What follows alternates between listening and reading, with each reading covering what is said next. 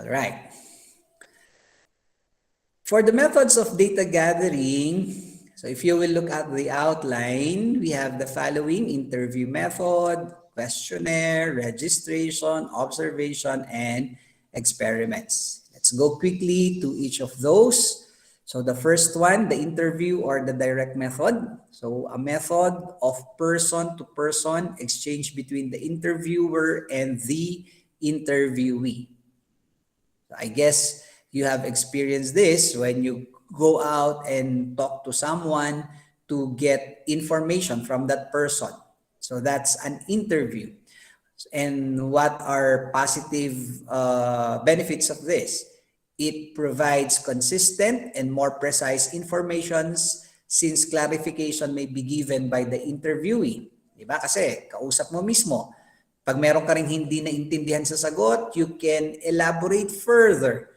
You can go deeper in asking a follow-up question so that you can get the more clear answer that you would like to hear from that person. Because the questions may be repeated, parang yung sinasabi ko kanina, or may be modified to suit the interviewee's level of understanding.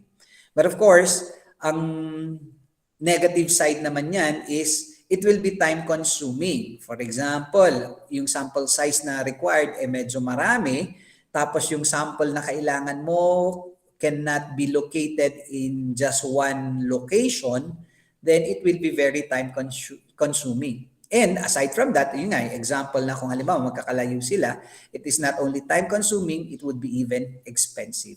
And then, limited field of coverage. Okay? Those are some negative concerns of the interview method. And then for the questionnaire or the indirect method, in this method, written responses are given to be prepared questions. So, Sir, yes. naka-share screen ka po ba? Hindi ba nag-share screen? Okay, sandali. Hindi po, sir. Okay, sorry. Let me go back and share my screen.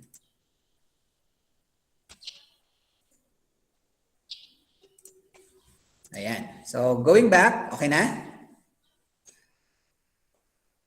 Do you see now my screen? Yes, sir. Because Okay. So, yun, yung sa interview. Yan yung sa interview, ano? And then, dun sa questionnaire, this is now a written method. In this method, written responses are required to prepared questions. So, a questionnaire is based to elicit answers to the problems of the study. Questionnaires may be mailed or hand-carried. Okay, so ang advantage lang natin sa panahon ngayon, because of technology, it is easier now to float questionnaires, especially if your respondents are computer literate or they have access to computers. Kasi halimbawa, Google Forms. Google Forms is one platform that we can easily float questionnaires, and also Google Forms can easily help us pag na-collecta yung data, to sort the data, to classify the data, and other things that we can do with the data. Mas madali na ngayon. Unlike before, halimbawa, when you float questionnaires and then when you gather them, even the gathering of the questionnaires, you have to go to each respondent one by one, or unless they will mail the questionnaire back. And then pag nakuha mo na yung written, yung physical questionnaire na yon, you have to tally them one by one, di ba? So makikita nyo ngayon, napakalaking advantage ng technology in terms of research. Okay? So yun pa lang, yung sa Google Forms pa lang, that's one platform that will help you easily float your questionnaire. So why am I saying all these things? Because later on, magkakaroon kayo ng research subject in your higher math. Kahit ano pang course nyo, whether you are IT, whether you are CS, whether you are accountancy. Magkakaroon kayo ng research subject. And you will be doing these things. Okay? So what are the positive advantages of this? Of course, yun nga, sinasabi ko, inexpensive. And because of technology, mas mabilis pa ngayon. Can cover a wide area in a shorter span of time. So unlike dun sa interview, if your respondents are far from each other, so that's one disadvantage. Mas mahirap puntahan, mas magastos. Samantalang dito, if lahat pwedeng maka-access sa Google Form, then it will be easier. So kahit nasa kabilang lupalop pa ng mundo yan, you can easily send the questionnaire to them. Di ba? Respondents may feel greater sense of freedom to express views and opinions because their anonymity is maintained. So dito kasi kuminsan, sa research, pag ini-interview yung tao, kuminsan hindi nila maibigay yung gusto nilang sagot kasi pwedeng nahihiya o pwedeng ano ba yung pwede pang term na gamitin, no? Parang meron silang reservations dun sa interview na nangyayari. Samantalang pag questionnaire, since hindi nakikita yung facial expression nila, hindi nakikita yung body language nila, hindi nakikita yung hindi naririnig yung mga side comments nila, they can answer the questionnaire more freely. Okay? But on the other hand, meron pa rin siya negative side. Ano yung mga negative sides ng questionnaire? There's a strong possibility of non-response, especially when questionnaires are mailed. So yun nga, halimbawa na email o kaya nasabihan mo, please answer this Google form. Diba? Lalong-lalo na ngayon, I think you have experienced this na halimbawa mayroong mga grupo na nagsasurvey. Sometimes kahit sa group chat, diba, ipopost doon yung link. Halimbawa, meron kayong isang grupo ng, halimbawa sa akin, let me just give this example. Doon sa isa kong group chat ng mga cyclist, may nag-float ng questionnaire doon about cycling. Diba? So doon, nandun pa lang, na-float na. Pero hindi lahat gustong sumagot. Diba? Hindi lahat gustong sumagot. Kaya yung sinasabi dyan, there is a strong possibility na meron yung ibang respondents na tina-target mo, hindi sasagot. And then questions not easily understood may not be answered. So halimbawa, hindi naman lahat ng tao pare-pareho ng comprehension. So pwedeng ang pagkakaintindi mo dun sa question ganito. Pag binasa ng respondent, pwedeng iba yung pagkakaintindi niya dun sa question na yon. So pag hindi niya naintindihan yung question na yon, pwede niyang hindi sagutin. Halimbawa, yung research mo, kailangan lahat may sagot. Di ba? O kaya, kung minsan pag ganyan, mag-play safe na lang yung sasagot. Okay? So, those are some disadvantages of the questionnaire. But in reality, this is the most commonly used sa research. We also have registration method. So, this method of gathering information is enforced by law. So, yan, registration of births, registration of deaths. Yan, pag namatay kayo, paki-register ng death ninyo. I don't know how you will do that. Registration of vehicles, registration of licenses. So kasi dito, since it's already mandated by the law, madali nang i-gather yung data kasi meron na siyang database, di ba? At yung database, sure na sigurado yung data mo doon kasi yung data mo doon nanggaling sa registration. And yun nga, positive, information is kept systematized, information is always made available to the public. So according to the material na ginamit, walang negative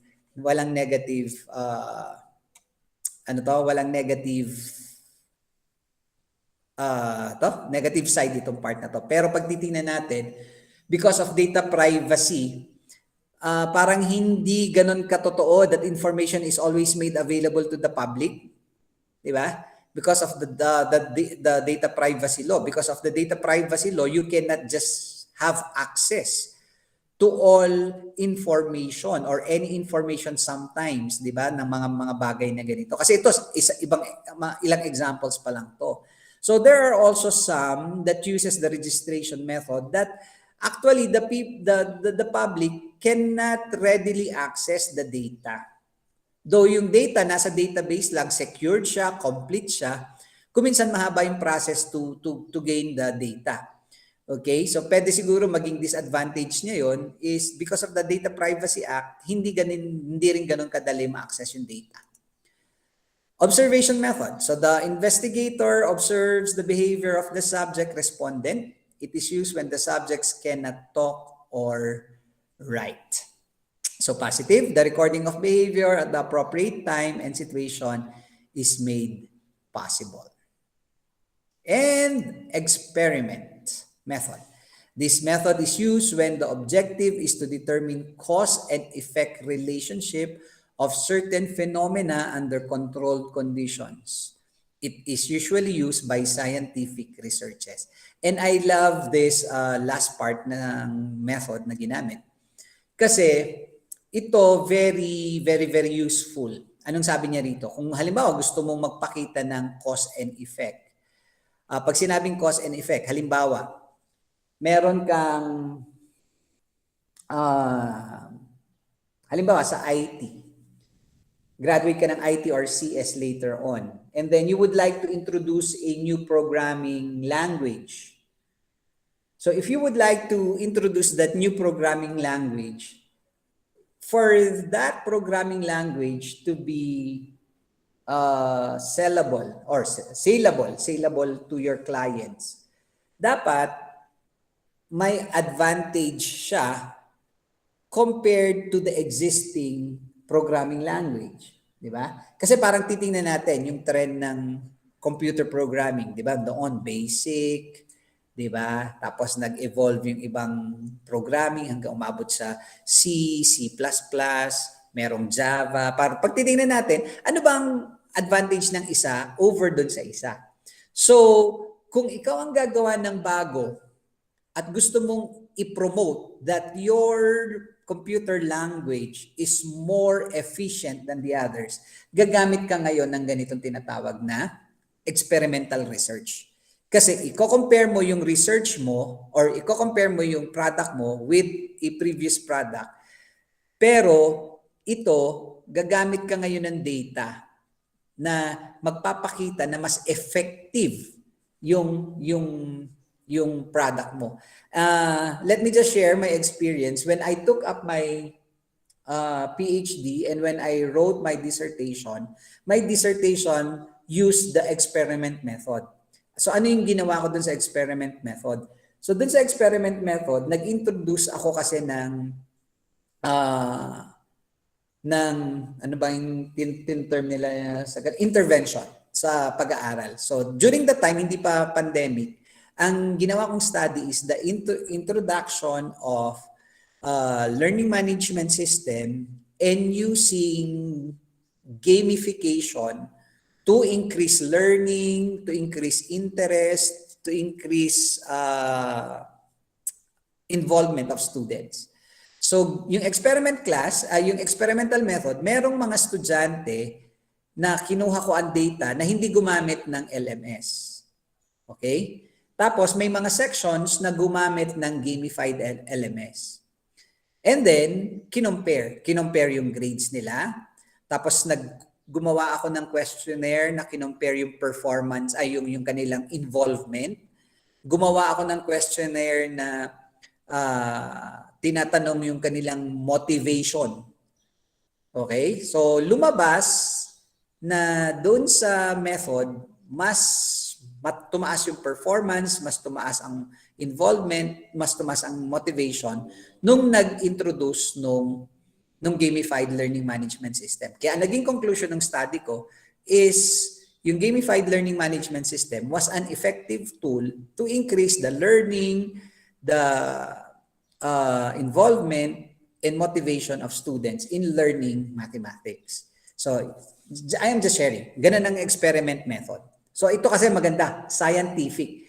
Kaya yung result mo, mas credible yung result mo. Kasi nga, yung research is a scientific research. Okay? But in the process, dun sa experiment method, gumamit pa rin ako ng questionnaire. Okay? Kasi nag-float pa rin ako ng questionnaire. Kaya makikita natin, hindi ibig sabihin na 5 klase ito, hindi pwedeng mag-combine yung iba. Pwedeng mag-combine kasi pwedeng kahit nga yung observation, nag-experiment method ka pero gumamit ka pa rin ng observation kasi halimbawa yung sinabi niya doon na situation, applicable yung observation, di gamitin mo pa rin siya. Okay? But these are just some possible ways of gathering our data. Okay?